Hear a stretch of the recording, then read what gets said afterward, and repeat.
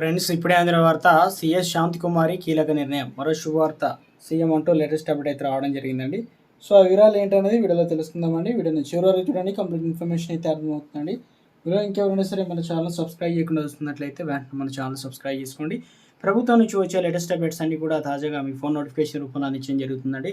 చూస్తున్నారు కానీ లైక్ చేయడం మర్చిపోతున్నారు, దయచేసి లైక్ చేయండి. లేట్ చేయకుండా ఇలాగైతే వెళ్ళిపోదామండి. తెలంగాణలో చీఫ్ సెక్రటరీ శాంతికుమారి నెలాఖరులో రిటైర్ అయితే కాబోతున్నారు. ఎందుకంటే రాజీనామాలాగా ఆమెకు తెలంగాణ రాష్ట్ర ప్రధాన సమాచార కమిషనర్ పదవి ఇవ్వాలని సీఎం రేవంత్ రెడ్డి నిర్ణయించుకున్నట్లు తెలుస్తుంది. రాజ్యాంగబద్ధ పదవుల్లో ఎంపిక కోసం ముఖ్యమంత్రి రేవంత్ రెడ్డి, డిప్యూటీ సీఎం బట్టి విక్రమార్క, అసెంబ్లీ స్పీకర్ ప్రసాద్ కుమార్, మండలి చైర్మన్ గుత్తా సుఖేందర్ రెడ్డి సమావేశం నిర్వహించారు.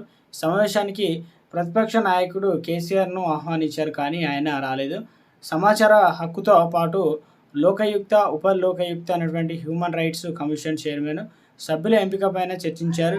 ఎవరెవరికి ఏ పదవులు ఇవ్వాలో ఓ ప్రాథమిక నిర్ణయానికి అయితే వచ్చారు. ఇందులో సిఎస్కు పదవి ఇవ్వడం ఖాయమని అంటున్నారు.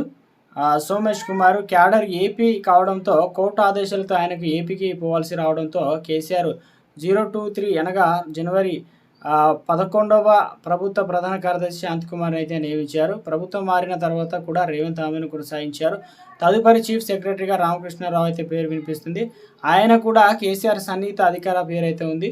1991వ బ్యాచ్కు చెందినటువంటి తెలంగాణ క్యాడరు ఐఏఎస్ అధికారి. తెలంగాణ రాష్ట్రం ఏర్పడిన తర్వాత ఇప్పటివరకు 10 బడ్జెట్లు ప్రవేశపెట్టడంతో కీలక పాత్ర పోషించారు. ఆయన centre for the good governance director జనరల్గా కూడా పనిచేశారు. తెలంగాణ సమాచార హక్కు చట్టం ప్రధాన కమిషనర్గా పదవి కాలం 2023లో ముగిసింది. ఇప్పటివరకు కూడా నియామకం అయితే